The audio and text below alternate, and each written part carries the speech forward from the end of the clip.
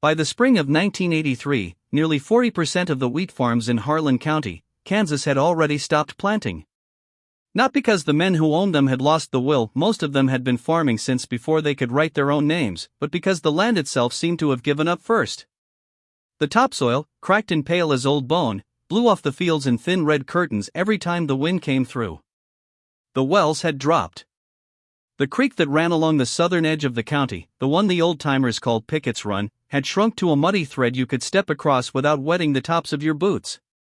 And the First Agricultural Bank of Cheyenne Junction had been sending letters, polite at first, then not, to every farming family in 3 townships, reminding them of what they already knew, that loans were due, that extensions had limits, and that the patience of institutions was a different thing entirely from the patience of the earth. It was into this particular silence, the silence of a county holding its breath, that Maren Ellstrom continued to plant. She was 61 years old that April. She stood 5 feet and 3 inches tall, and she had hands that people noticed when they first met her, the knuckles large and deliberate looking, the palms so calloused they made a dry sound when she pressed them together.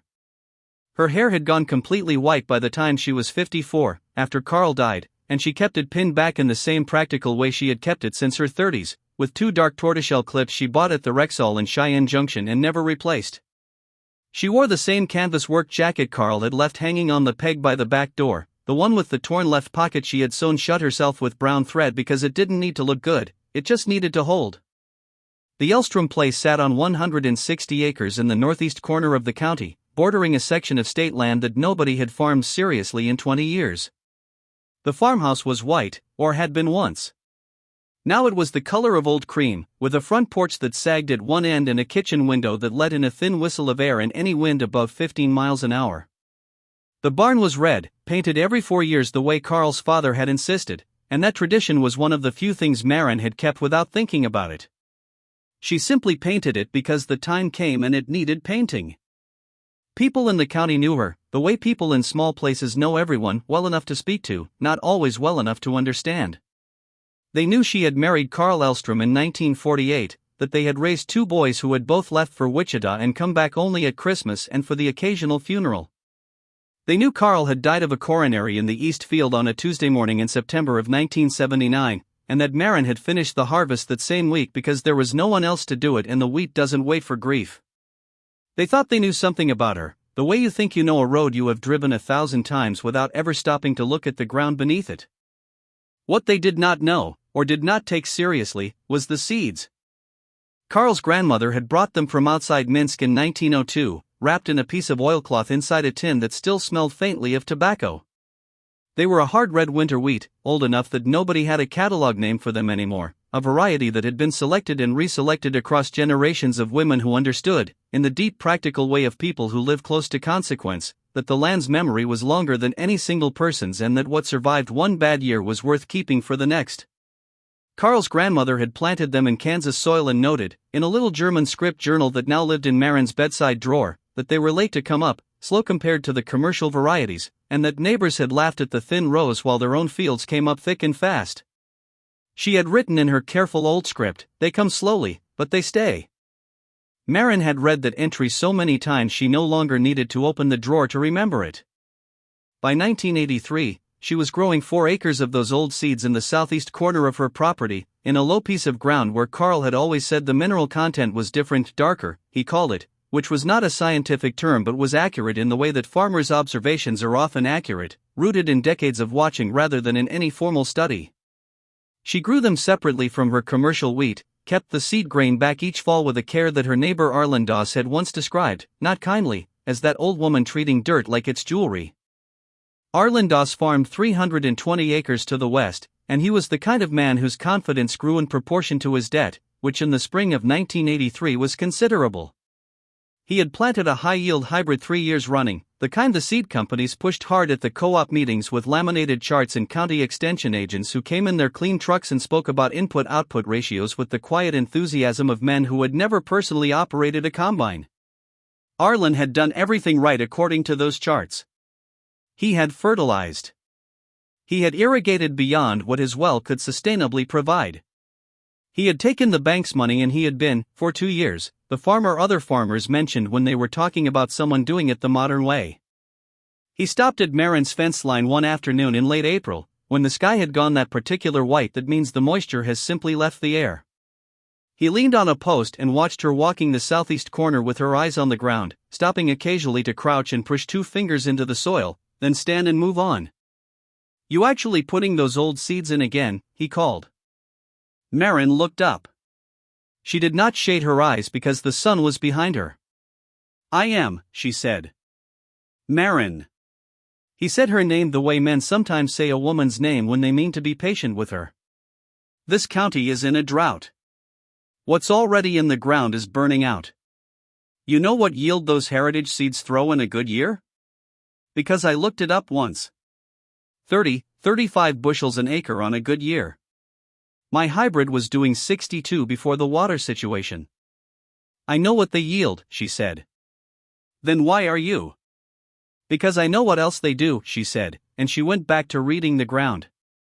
Harlan drove home and told his wife that Maren Ellstrom had gone a little strange since Carl passed, which was a thing people had been saying in one form or another for 4 years, and which said more about the people saying it than about Maren. The drought deepened through May. By the first week of June, the Harlan County Extension Office had recorded the driest spring in 37 years.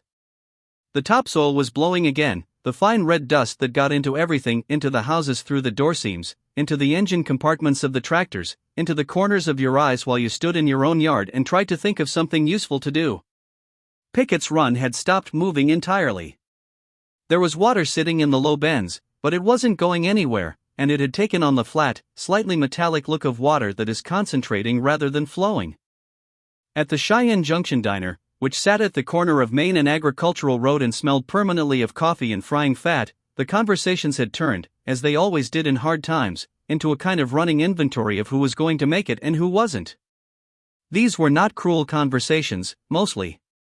They were the conversations of people who had grown up watching the land take things from families and who had developed a survivor's habit of assessment. They talked about the Haverford boys, who had planted late and might have timed it accidentally right. They talked about whether the Mennonite community south of the county line had some different approach to water conservation that the rest of them ought to be learning. They talked about the bank, and about interest rates, and about a man in Pratt County who had sold everything in March and whether that made him a coward or the smartest person any of them knew. And occasionally someone mentioned Maren Ellstrom, and the old seeds, and the conversation would make a small detour into something between pity and amusement. "She's got 4 acres of that antique wheat in," said Dale Purcell one morning, wrapping both hands around his coffee mug. Dale farmed 110 acres and had, so far, been honest with himself about how bad his season was going to be. "I drove by yesterday. You can see the rows from the road. They're coming up." "Everything's coming up," said Harlan from the next stool. "It's whether it stays up." "Look different to me," Dale said, with the careful uncertainty of a man who has seen something that does not quite fit his model of the world. "Greener. Thicker at the base." "4 acres," Harlan said. "She's going to harvest what, 140 bushels? Feed her chickens?" There was laughter. Not hard laughter, but the tired laughter of people who are working not to think about their own troubles, which is a different thing and a more forgivable one. Maren was not at the diner. She was rarely at the diner. She had a standing order at the grocery for the things she couldn't produce herself, and she went in on Thursdays, early, before the conversation had organized itself into anything she'd need to respond to. She was not a hermit and she was not bitter. She simply had work to do and a clear sense of what the work required, and what it required was presence. She walked her fields every morning. Not quickly, not with the distracted half-attention of someone checking a box, but slowly, the way you read something you are trying to memorize. She would stop and pull a plant and look at the roots, not just glance at them but really look, turning them in her fingers the way a jeweler turns a stone. She would break a clod of soil and smell it, because soil has a smell when it is alive and a different smell when it is dying, and the difference is not subtle if you have been paying attention for 40 years. She kept a small wire-bound notebook in her jacket pocket, and in it she wrote things that would have looked cryptic to anyone else, essay corner holding. Roots deeper than last check. Color holding in low rows. Wind from northwest, 4 days running. The journal was the same kind Carl had kept. She had taken up the habit after he died, not as tribute exactly but because the practice made sense and the farm needed someone to keep it. Her commercial wheat, 112 acres of a mid-range hard red variety she had planted because the price was reasonable and she knew its habits, was struggling the way everything was struggling. She irrigated it carefully, more carefully than most, running the pivots only at night to reduce evaporation, checking the soil moisture with a probe she had ordered from a farm supply catalog in 1981 and which Arlen Doss had once asked about and then dismissed when she explained what it measured. She was not going to have a good year on the commercial acres. She knew that in the way you know something when the evidence has accumulated past the point of argument.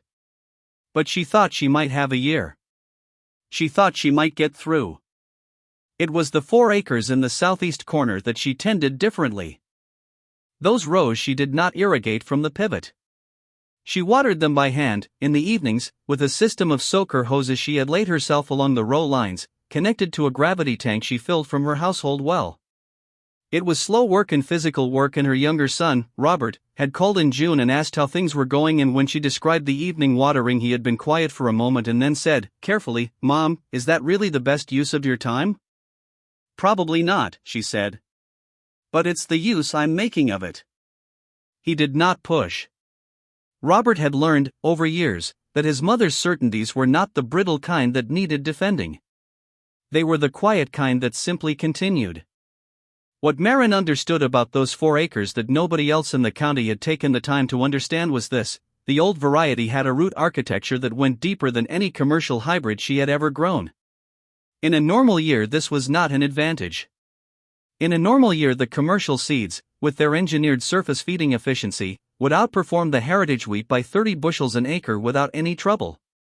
But in a drought year, in a year when the top 18 inches of soil had turned to powder and the moisture that remained had dropped to lower strata, those deep roots were not a quaint genetic artifact. They were the whole story. She had seen it once before. In 1956, when she was 34 years old and Carl was still the kind of man who could work from sunup to dark and not show it, there had been a dry summer that burned out half the county. The old wheat had come through then, thinner than they liked but standing, while the newer varieties their neighbors had planted went yellow and limp in August. Carl had written it down in his journal. Maren had read that entry so many times it had become part of her own memory rather than something she had learned from a page. She did not tell people this. She had tried, in the early weeks of the season, to mention it at the co-op meeting in March, when the extension agent was talking about drought-resistant strategies and hybrid options. She had raised her hand and been called on and had begun to describe the 1956 comparison, and she had gotten about 2 sentences in before she felt the particular quality of attention in the room shift, not hostile, just absent, the way a room full of people goes slightly elsewhere when they have already decided that what is being said does not apply to them. She had finished her thought and sat down, and no one had followed up. That was fine. She had not come to the meeting. July came in like something that had given up on pretending. The temperature sat above 100 degrees for 11 consecutive days. The air had a texture to it, a thickness that made the back of your throat feel coated. Cattle in the county were being sold early because the pasture grass had stopped growing and hay was running short. There were 3 farm auctions in a single week in mid-July, and the people who came to them wore the complicated expressions of neighbors who are there out of genuine duty and genuine need and who are trying to hold both those things at once without letting either one show too clearly. Maren went to one of them. It was the Beecham place, 80 acres on the flat south of town, a farm that had been in the same family since 1909. Gerald Beecham was 67 and his hands shook when he signed the paperwork, not from age but from something else. Maren stood near him for a while without saying anything, and then she said, "Your father had good ground, Gerald." He looked at her. His eyes were dry. He had done his crying somewhere private, the way farm men of his generation generally did. "It's still good ground," he said. "It's the rest of it that isn't." She nodded and did not say anything else because there was nothing else worth saying. She drove home and walked her fields in the early evening, when the heat had dropped by maybe 4 degrees and the light came low and golden across the wheat rows, and she stood at the edge of the southeast corner and looked at the old wheat standing in the last of the July light and felt something that was not quite hope, because hope implies uncertainty, and she was past uncertainty now. She felt something closer to recognition. She had seen this before. The plants stood with a particular density at the base, a thickness of stem that the commercial wheat no longer had, and the color was a deep, almost blue-green that she knew meant the roots had found water somewhere below the drought line. They came slowly. But they were staying.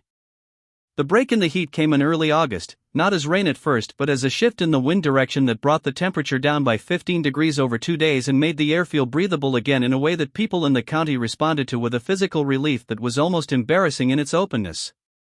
Men sat on their porch steps in the evenings and did not go in. Women hung laundry at dusk because they could, because the air was moving and cool, because it was a small ordinary thing that the heat had taken from them and they were glad to have it back. The rain came on August 9th. Not a lot of rain, an inch and a half over 2 days, but steady, gentle rain, the kind that soaks in rather than running off, and it fell on ground that had been waiting for it with a patience that was, in its way, its own kind of faithfulness. Maren stood on her porch the first morning and listened to it on the barn roof, a sound she had always found more comforting than almost any other sound she knew, and she drank her coffee and let herself feel, for a few minutes, something uncomplicated. Then she put her mug down and went to look at her fields. The commercial wheat had survived, most of it. It was thin and the heads were smaller than she had planned for, and she would not make her target yield, but it was there, standing in the rain, and it would be harvestable. She walked the rows with her hand trailing along the tops of the plants and made her calculations in the practical, unsentimental way that 40 years of farming had given her. She would lose money on the commercial acres. She would not lose the farm. And then she walked to the southeast corner. The old wheat stood the way it had always stood, without ceremony, without drama, but with a completeness that stopped her for a moment. The heads were full. Not the swollen, engineered fullness of a high-yield hybrid in a good year, but the honest, proportionate fullness of a plant that had been given exactly what it needed over months and had used every bit of it. The stems were thick. The roots, she knew from her morning checks, had gone down nearly 3 feet into ground that even the drought had not fully dried. The plants had found the water that the drought had pushed deeper and they had followed it down and they had grown. She pulled one head and rolled it between her palms and looked at what came out. Hard red kernels, dense and heavy, the color of old mahogany. She put one in her mouth and bit it and felt the clean resistance of good grain. Dale Purcell drove by on the county road the second week of August and stopped his truck when he saw her in the southeast corner. He got out and walked to the fence and stood there for a long time looking at the 4 acres without saying anything. He had a look on his face that men sometimes get when the evidence has accumulated past the point where they can explain it away, and they are in the process of adjusting. "That's wheat," he finally said. "It is," Maren said. "Real wheat. Standing wheat." "That's what I planted," she said, not unkindly. Dale took his cap off and looked at it and put it back on. "What did you do different?" She thought about how to answer that. She thought about the seeds wrapped in oilcloth. She thought about Carl's grandmother writing in her journal by lamplight in 1903. She thought about 1956, and the way the old wheat had stood in that drought the same way it was standing now, with the same uncomplicated density, the same deep roots, the same refusal to be dramatic about what it was doing. "Nothing different," she said. "I just planted what works here." Dale stood at the fence for another minute. "Arlen's East 40 is gone," he said quietly. "Total loss. He's not going to make any of his loan payment in August." Maren did not say anything to that. She had heard it, and she had felt the appropriate thing about it, which was sorrow for a neighbor in trouble and nothing else. "I imagine he'll be all right eventually," she said. "Yeah." Dale put his hands in his pockets. "That's some wheat, Maren." He drove away, and she went back to reading the ground. Harvest came in the 3rd week of August. Maren's older son, Thomas, drove down from Wichita for it, the first time he had come for a harvest since Carl died. He arrived on a Friday evening when the light was going gold and long and the fields had that dry, waiting quality they get in the last days before cutting, when everything is still and the work of the summer has been done and all that remains is the accounting. He stood on the porch with his hands wrapped around a glass of iced tea and looked at the fields and did not say anything for a long time. "It looks good," he finally said. "The southeast corner does," Maren said. "The rest is all right." All right is a lot better than what most people have. "I know it." They sat on the porch in the cooling evening and she told him about the year, about the drought and the watering and the co-op meeting where nobody listened, about the Beecham auction in Dale at the fence and Arlen's East 40 gone to nothing. Thomas listened the way he had always listened to her, with a stillness that she had sometimes mistaken when he was young for inattention and had later come to understand was simply the way he processed things, taking them in whole rather than piece by piece. "Why do you stay?" he asked. Not for the first time. He asked it most years. She considered the question, which she always considered seriously even though she always arrived at the same place. "Because I know this ground," she said. "Because it knows me. Because your grandmother's seeds are in that southeast corner, and if I leave, who plants them?" Thomas did not have an answer to that and did not try to make one. They started cutting on Monday morning. Maren ran the old Massey Ferguson combine herself, the same one Carl had bought in 1971 and which she had maintained with the meticulous, slightly anxious attention of someone who cannot afford to replace a thing and therefore cannot afford to lose it. She knew every sound that machine made, the sounds it made when it was working right and the sounds it made when something was beginning to go wrong, and she trusted it the way you trust something that has never given you a reason not to. Thomas drove the grain truck, a '68 Ford that wheezed going uphill and smelled of oil and old hay, and they worked in the easy quiet of people who know what they are doing and do not need to narrate it. They did the commercial acres first. The yield was what she had expected, thin, honest, survivable.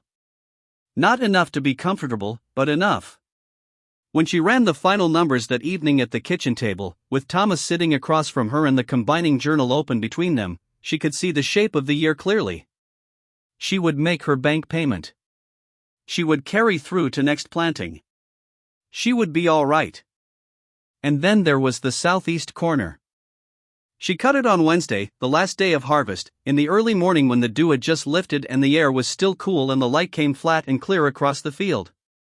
She had thought about that cutting for months, had imagined it in the weeks when the drought was at its worst and the question of whether the old wheat would hold was still open, and now that it was here she found herself moving slowly, more slowly than efficiency required, as if she wanted to be present for each moment of it rather than just arriving at the result.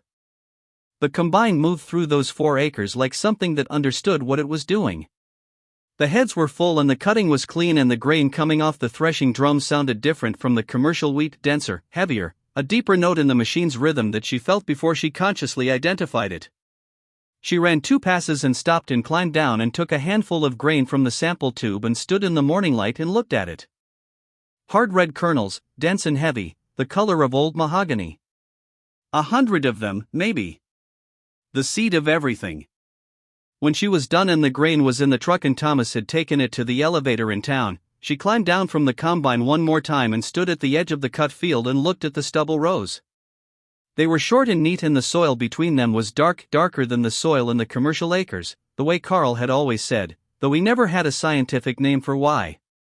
She crouched down and pushed her fingers into it, the way she did every morning, reading. It was good soil. It had been good soil in 1956 when the drought came through the first time, and it was good soil now, and if someone planted it right it would be good soil in 2056, long after she was gone and her sons were gone and the farmhouse had been painted white so many times it no longer remembered being anything else. The land had a memory longer than any of them. All you had to do was pay attention to it. She drove back to the farmhouse and washed her hands at the kitchen sink and put the coffee on. The morning light came through the window that whistled in the wind, angling across the old linoleum floor in a way that made the kitchen look, for a moment, exactly as it had looked on a morning in 1952 when she was 30 years old and Carl was in the East Field and the boys were still in school and the whole weight of the future was still ahead of them, unmarked, open in every direction. She poured her coffee and sat down at the table.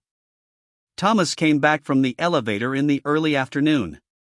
He came through the back door and set his cap on the counter and stood for a moment not saying anything, and she could tell from the way he was standing that he had something to tell her. "The elevator man wants to talk to you," he said. "About what?" "The heritage grain." He'd never seen it before. "He called over to the state extension office while I was there." Thomas pulled out a chair and sat down across from her. They'd been documenting what survived this year.